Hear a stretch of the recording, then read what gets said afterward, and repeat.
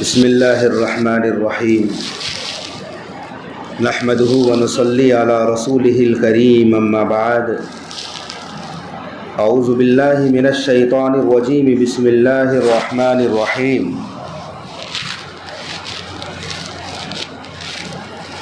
یا ایہا الذین آمنوا قوا انفسکم واہلیکم نارا وقودها الناس والحجارہ علیہا ملائکۃ غلاظ شداد لا یعصون اللہ ما امرہم ویفعلون ما یؤمرون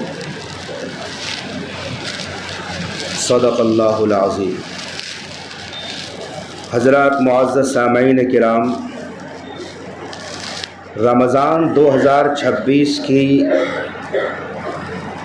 کا یہ آخری دن اور آخری ساعتیں ہیں، اور آج کی جو رات آنے والی ہے اس کا نام آسمانوں میں لیلۃ الجائزہ سے لیا جاتا ہے، یعنی انعام کی رات، چاند کی رات، انعام کی رات ہے۔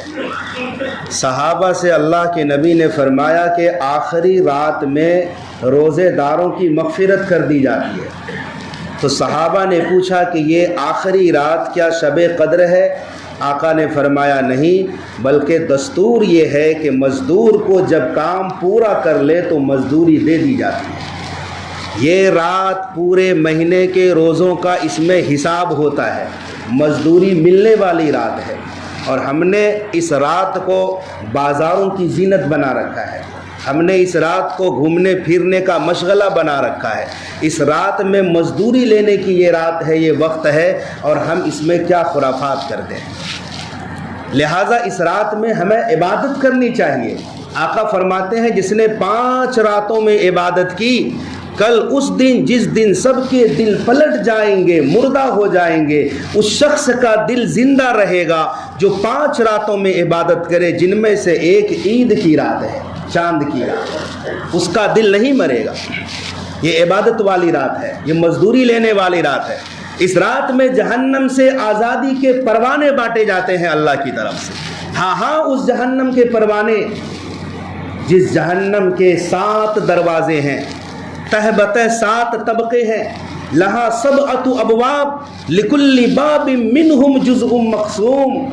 7 دروازے ہیں جہنم کے، 7 طبقات ہیں، کسی میں یہودی جائے، کسی میں عیسائی جائیں گے، کسی میں مجوسی جائیں گے، اور کسی میں منافقین جائیں گے، کسی میں سورج اور آتش پرست جائیں گے، اور ایک طبقہ جہنم کا ایسا ہے جس میں امت محمدیہ کے گنہگار مسلمان بھی جائیں گے۔ ہاں وہ شخص کامیاب ہے جو پہلی مرتبہ جنت میں داخل ہو، بغیر جہنم میں جائے۔ یہ جو ہم کہتے ہیں نا کہ ایک نہ ایک دن ضرور جنت ملے گی، ایک جھونکا بھی اگر جہنم کا لگ گیا، دنیا کی ساری آسائشیں ایک سیکنڈ میں ختم ہو جائے گی۔ حدیث پاک میں آتا ہے ایک شخص کو کل قیامت کے دن لایا جائے گا جس نے دنیا میں سب سے زیادہ عیش کیا ہوگا، موج مستی کی ہوگی، اس شخص کو لایا جائے گا، اور فرشتوں کو حکم ہوگا کہ اس کو صرف ایک راؤنڈ لگاؤ جہنم کا، چند سیکنڈ کا، جہنم کی سیر کراؤ۔ ایک راؤنڈ لگا کر جب اس شخص کو لایا جائے گا تو اللہ پوچھے گا بتاؤ تم کیسا محسوس کر رہے ہو؟ کیا تم نے کبھی عیش دیکھی ہے؟ کیا تم نے کبھی موج مستی دیکھی ہے؟ وہ کہے گا ربا میں نے زندگی میں کبھی عیش نہیں دیکھا۔ ایسا ہولناک، وحشتناک۔ جبریل علیہ السلام آقا کی خدمت میں آئے، غم زدہ بیٹھے تھے۔ آقا نے پوچھا جبریل کیا بات ہے؟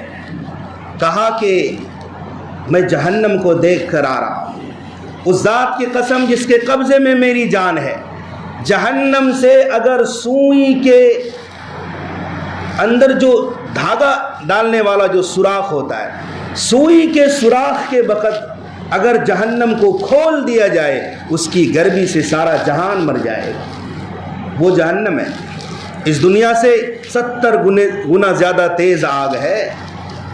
یہی آگ جس کو ہم کھانے پینے کے لیے استعمال کرتے ہیں، آدمی اس کی جلن محسوس نہیں کر سکتا، آدمی تڑپ جاتا ہے، اس آگ میں بھی آدمی بھن جاتا ہے، مر جاتا ہے جل کر کے، مگر اس سے 70 گنا زیادہ جہنم کی آگ تیز ہے۔ قرآن کہتا ہے اے ایمان والو اپنے آپ کو اور اہل و عیال کو جہنم کی آگ سے بچاؤ۔ یا ایھا الذین آمنوا قوا انفسکم، اے ایمان والو اپنے آپ کو بچاؤ، واہلیکم، اپنے پریوار کو، اہل و عیال کو بچاؤ جہنم کی آگ سے جس کا ایندھن انسان اور پتھر ہے۔ اللہ اکبر۔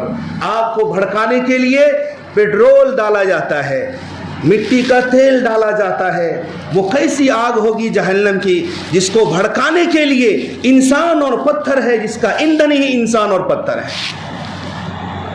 ایسی خوفناک آواز اور ایسا جوش مارے گی جہنم کل حشر کے میدان میں۔ جہنمیوں کو چننے کے لیے، پکڑنے کے لیے اس طرح سے جوش و خروش میں ہوگی کہ 70,000 لگاموں کے ساتھ جہنم کو لایا جائے گا، 70,000 لگاموں کے ساتھ، اور یوں محسوس ہوگا انہا ترمی بشرر کالقصر کأنہ جمالۃ صفر۔ ایسے جوش میں جہنم ہوگی اور ایسے شعلے نکالے گی بلندی پر جیسے کہ بڑے بڑے محل ہوں۔ یہ وہ دن ہوگا، ہر نیک شخص، کوئی رسول مرسل، کوئی نبی ایسا نہیں جس کو یہ وحشت اور دہشت نہ ہو کہ کہیں یہ شعلہ مجھ پر نہ گر جائے۔ جہنم کی آگ بڑی سخت ہے، جو اس میں چلا گیا، پھنس گیا، اس کا معاملہ بڑا ہی سنگین ہوگا، بڑا ہی خوفناک معاملہ ہوگا۔ صرف جلانے کا ہی عذاب نہیں، بھوک کا بھی عذاب دیا جائے گا۔ ایسی بھوک ہوگی کہ صرف اگر بھوک کا ہی عذاب دے دیا جاتا تو بھی جہنمی پریشان ہو جاتے۔ سخت بھوک لگے گی، اور ایسی بھوک لگے گی کہ وہ کھانا مانگے گا تو کھانے میں اسے زریع دیا جائے گا۔ زریع ایک کانٹے دار درخت ہوگا، جب وہ اس کانٹے دار درخت میں سے کھائے گا، اور کھائے گا اس لیے کہ شدید بھوک لگی ہوگی، نہ چاہتے ہوئے بھی کھائے گا، تو گلے میں وہ کانٹے دار پھل اٹک جائے گا تو وہ پانی مانگے گا۔ ایسا شدید گرم پانی دیا جائے گا کہ جیسے ہی منہ کے قریب کرے گا چہرے کے سارے کھال جل کر نیچے گر جائے۔ پھر کبھی قرآن کہتا ہے ثم انکم ایھا الضالون المکذبون لآکلون من شجر من زقوم، زقوم کا بھی درخت دیا جائے گا، شیاطین کے سروں جیسے زقوم کے پھل ہوں گے، اس میں سے گنہگاروں کو کھلایا جائے گا۔ قرآن کریم کہتا ہے جہنم کے اندر زنجیر بھی ہے جو جہنمیوں کو باندھنے اور جکڑنے کے لیے ہے۔ 70 گز سے زیادہ، 70 گز زنجیر کی لمبائی ہے۔ پیارے آقا صلی اللہ علیہ وسلم فرماتے ہیں اگر اس زنجیر سے ایک مرتبہ دنیا کے پہاڑ کو مار دیا جائے، پہاڑ ریزہ ریزہ ہو کر پھر دوبارہ اپنی اصلی صورت میں آ جائے۔ ہاں، یہ 70 گز کیوں ہے؟ اس لیے کہ جہنمی کا بھی جو قد ہے وہ بڑھا دیا جائے گا۔ ایک ایک داڑھ یہ احد پہاڑ کے برابر ہوگا، کھال کی موٹائی سینکڑوں میل کی ہوگی۔ اس طریقے سے زیادہ عذاب کا مزہ چکھانے کے لیے جہنمی کے بدن کو بھی بہت بڑا کر دیا جائے گا تاکہ زیادہ سے زیادہ عذاب کا مزہ چکھے۔ آؤ میں تمہیں بتاؤں سب سے آخری جہنمی کا حال کیا ہوگا۔ جو شخص سب سے اخیر میں جہنم سے نکلے گا، دو طرح کی روایت ہے، دونوں میں آپ کے سامنے عرض کرتا ہوں۔ جو شخص سب سے اخیر میں جہنم سے نکلے یہ وہ ہوگا جو اس امت محمدیہ صلی اللہ علیہ وسلم کا ایک گنہگار بندہ ہوگا، جو سب سے زیادہ زمانے تک جہنم میں رہ کر آزاد ہوگا۔ باقی یہود و نصارہ ان لوگوں کی آزادی ہے ہی نہیں، یہ تو ہمیشہ ہمیشہ رہیں گے۔ ہاں، جس شخص کے دل میں رائی کے دانے کے برابر چھوٹا سا بھی ایمان ہوگا، یہ شخص جس نے نماز نہیں پڑھی ہوگی، روزہ نہیں رکھا ہوگا، نیک اعمال نہیں کیا ہوگا، صرف وہ اتنا مان رہا تھا اور کہہ رہا تھا لا الہ الا اللہ محمد الرسول اللہ، اس بات پر اعتقاد تھا، ایمان تھا، ادنا سے ادنا درجے کا جنتی ہوگا، وہ جہنم سے نکلے گا۔ جب اللہ تعالیٰ اس کے اوپر مہربانی کا معاملہ فرمانے کا ارادہ فرمائے گا تو اللہ کہے گا کہ اس گنہگار کو جو سب سے آخر میں جہنم سے نکلے، نکال کر جہنم کے دہانے منہ پر رکھ دو وہ اس طرح سے ہوگا کہ پیٹھ جہنم کی آگ کی طرف ہوگی اور چہرہ دوسری طرف ہوگا، پیچھے سے آگ کی جھلس محسوس ہو رہی ہوگی، پیٹھ جل رہی ہوگی اور آگے کا حصہ آزاد ہوگا۔ تو سامنے اب اللہ تعالیٰ اس سے دل لگی کرے گا، وہ کہے گا اللہ سامنے جو درخت دکھ رہا ہے وہاں مجھے پہنچا دے، وہاں جا کر میں میٹھا چشمہ کا پانی پیوں گا اور درخت کے سائے میں رہوں گا۔ اللہ کہے گا وہاں اگر میں نے پہنچا دیا تو مزید اور کچھ تو نہیں مانگو گے؟ وہ وعدہ وعید کرے گا کہ مجھے اس کے بعد کچھ نہیں چاہیے، میں پکا وعدہ کرتا ہوں۔ پھر اللہ تعالیٰ اس کو وہاں پہنچا دے گا۔ وہاں پہنچنے کے بعد تھوڑی دیر آرام کرے گا، پھر ایک درجہ اور بلند ہو جائے گا۔ حدیث میں ہے متعدد مرتبہ آگے ایک درخت اور اگے گا، ایک درخت اور اگے گا، یہاں تک کہ جنت کے دروازے پر وہ پہنچ جائے گا اور ہر مرتبہ وعدہ توڑے گا، کیونکہ جنت کی کیفیت ہی ایسی ہے کہ انسان صبر نہیں کر پائے گا۔ جب جنت کے دروازے پر پہنچے گا، اس کو یہیں روکتا ہوں، اب دوسری روایت کو لیتا ہوں، پھر آگے بڑھوں گا۔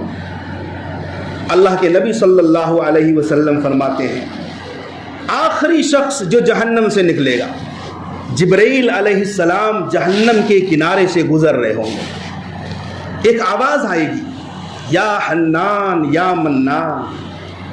تو جبرائیل علیہ السلام حیرت میں ہو جائیں گے کہ جہنم کے اندر سے اللہ کے ان دو صفتوں کے ساتھ کون پکار رہا ہے، یا حنان اے نرمی کرنے والے، یا منان اے احسان کرنے والے، ان دو صفتوں کے ساتھ کون پکار رہا ہے؟ جبرائیل علیہ السلام اللہ کے سامنے جا کر سجدہ ریز ہو جائیں گے۔ اللہ کہے گا سر اٹھاؤ، کیا بات ہے؟ جبرائیل عرض کریں گے کہ میں نے آج جہنم کے اندر سے یا حنان یا منان کی صدا کو سن کر آیا، لگتا ہے کہ کوئی ایمان والا بندہ ہے۔ اللہ کہے گا جاؤ جہنم کے داروغہ مالک کے پاس جاؤ، یہ مالک یہ فرشتے کا نام ہے، جہنم کا کنٹرولر ہے، یہ بڑا افسر ہے، جاؤ مالک کو کہو کہ اس بندے کو ڈھونڈ کر لائے۔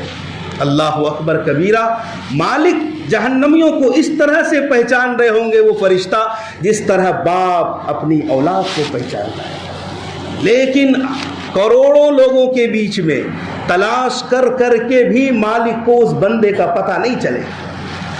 جبرائیل علیہ السلام سے عرض کرے گا مالک تو اس بندے کو میں نے بہت ڈھونڈا نہیں ملا۔ پھر جبرائیل اللہ سے عرض کرے گا، اللہ کہے گا جبرائیل جاؤ مالک کو بتاؤ میرا فلاں بندہ وہ دیکھو جہنم کے فلاں کونے پر انتہائی گہرائی میں میرا بندہ پتھروں کے بیچ میں دبا ہوا ہے، پتھر بھی آگ کے ہوں گے۔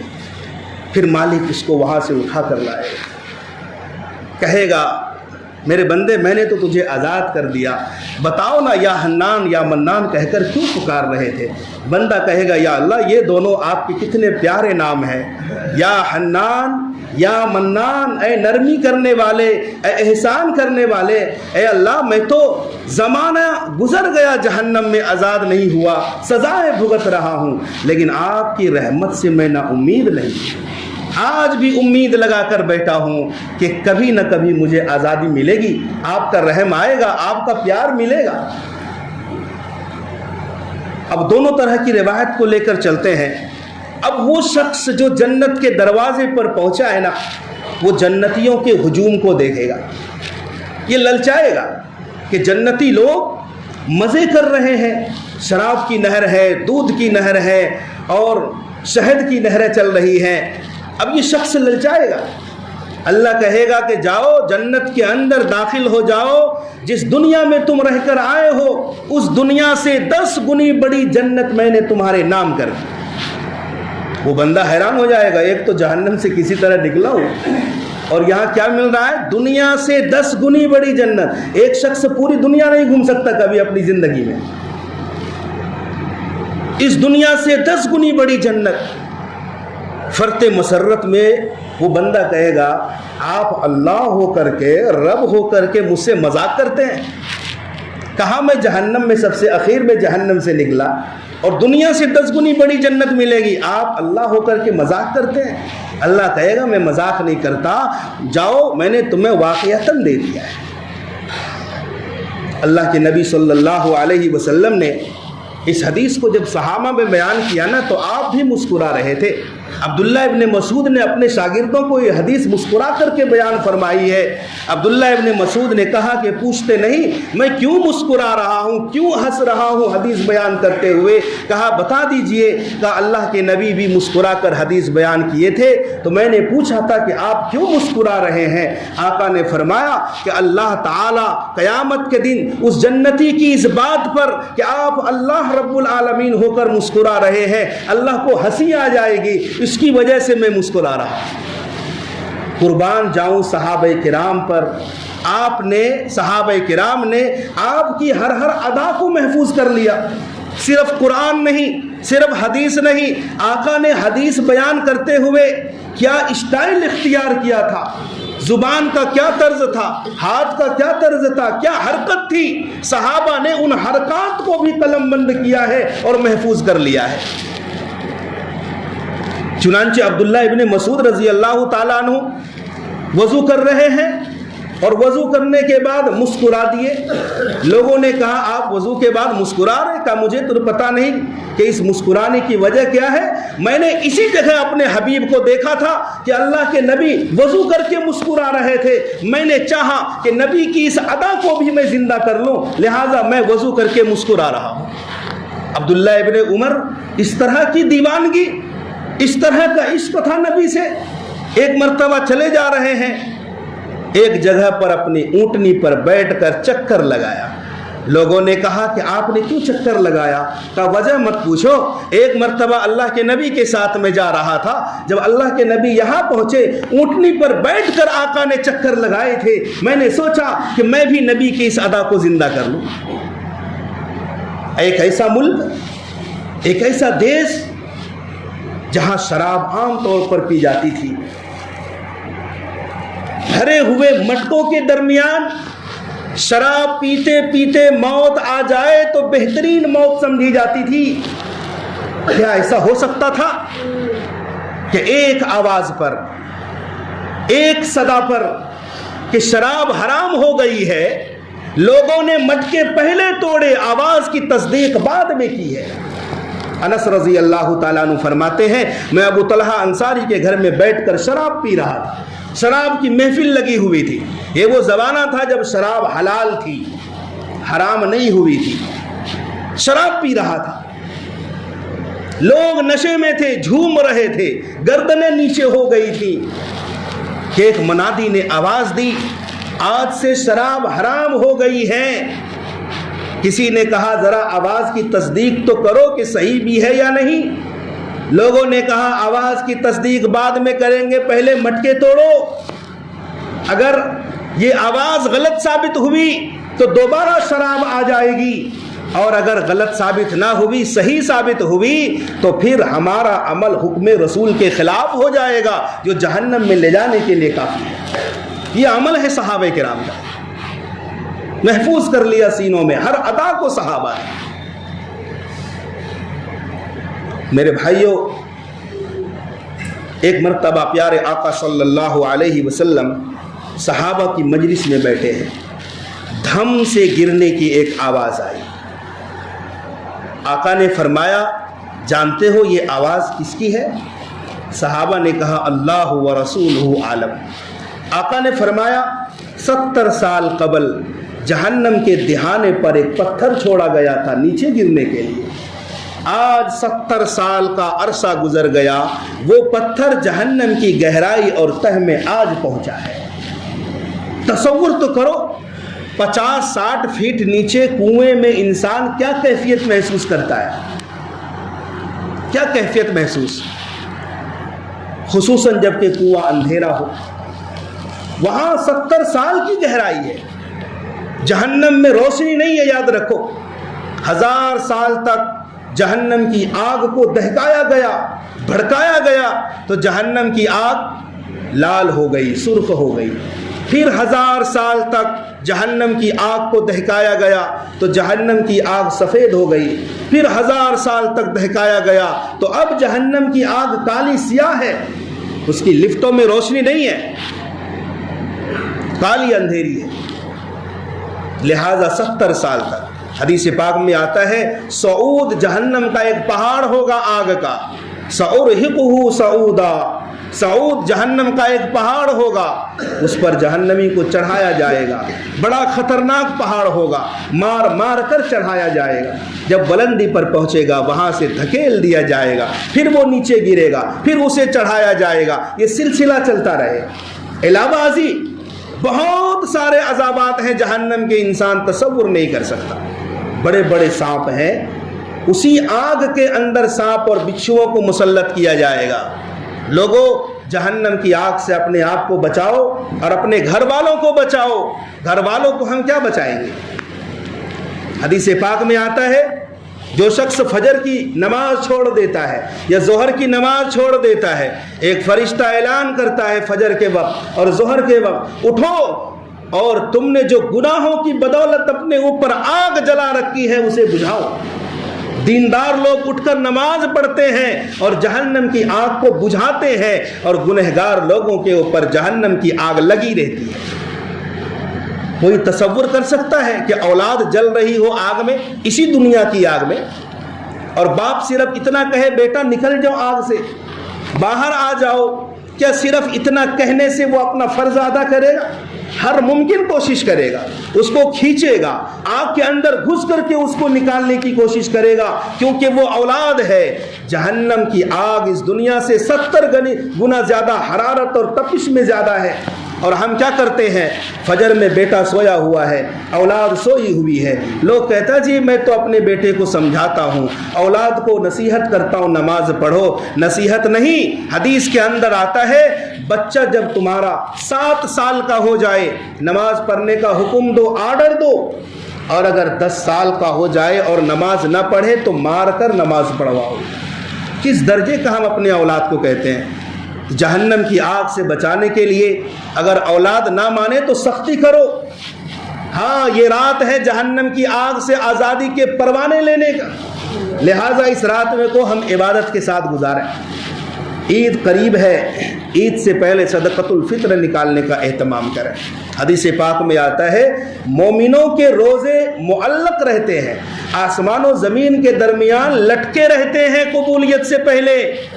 जब सदक़तुल फ़ित्र अदा कर दिया जाता है तो वो रोज़े कबूल हो जाते हैं, अल्लाह ताला कबूल फरमाते हैं। सदक़तुल फ़ित्र से रमज़ान के रोज़ों के अंदर जो कमी कोताही होती है, कमी कोताही तो हर एक से होती है, रोज़े का हक़ तो कोई अदा नहीं कर सकता जैसा रखना चाहिए।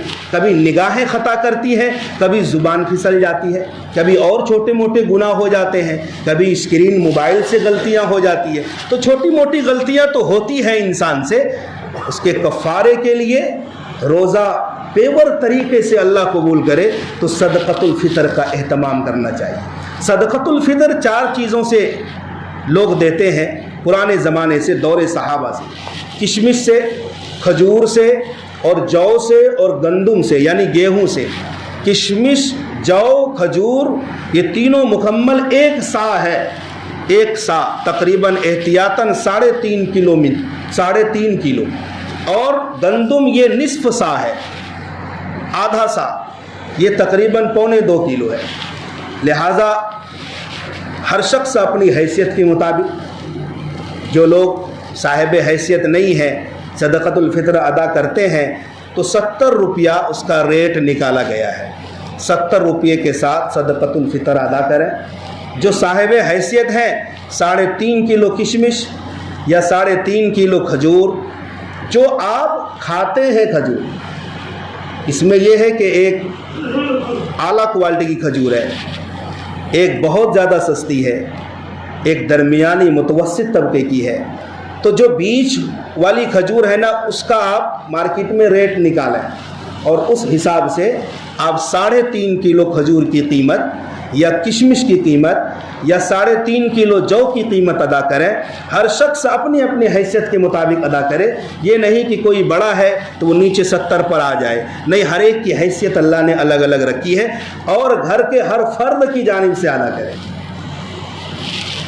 बाज़ लोग ये न समझे कि 3.5 किलो खजूर की कीमत निकाल लेंगे पूरे घर की तरफ से हो जाएगा, नहीं, आप अपनी तरफ से निकालें, बीवी अपनी तरफ से निकाले, नाबालिग औलाद है उनकी तरफ से निकाले, बहरहाल निकालना چاہیے، اہتمام کرنا چاہیے۔ اس سے ایک تو روزے میں جو کمی ہوتی ہے اس کا تدارک ہو جاتا ہے، دوسرے یہ کہ غریبوں میں عید کی خوشی میسر ہوتی ہے۔ صدقۃ الفطرہ عام طور پر اپنے پڑوس میں کسی کو اگر مستحق ہے تو تلاش کر کے اسے دینا چاہیے تاکہ عید کی خوشی میں وہ بھی شریک ہو سکے۔ کل چونکہ عید ہے، ہمارے یہاں 8 بجے عید کی نماز کا وقت مقرر ہے اور ایک ہی نماز ہوتی ہے۔ 8 بجے عید الفطر کی نماز ہوگی۔ سبھی احباب سے گزارش ہے کہ وقت مقررہ پر تشریف لائیں۔ عید کی چند سنتیں بھی ہیں کہ صبح سویرے اٹھنا، مسواک کرنا اور اچھے سے غسل کرنا، اچھے سے اچھا کپڑا پہننا، نیا کپڑا ہو تو وہ پہننا، خوشبو لگانا، ایک راستے سے عیدگاہ آنا اور دوسرے راستے سے جانا، راستے میں آتے ہوئے تکبیر تشریق آہستہ آواز سے پڑھنا، اور عید الفطر کی نماز آنے سے پہلے گھر میں کوئی میٹھی چیز ہو یا کھجور ہو تو طاق عدد اسے کھا کر کے آنا۔ اللہ تبارک و تعالی عمل کی توفیق عطا فرمائے۔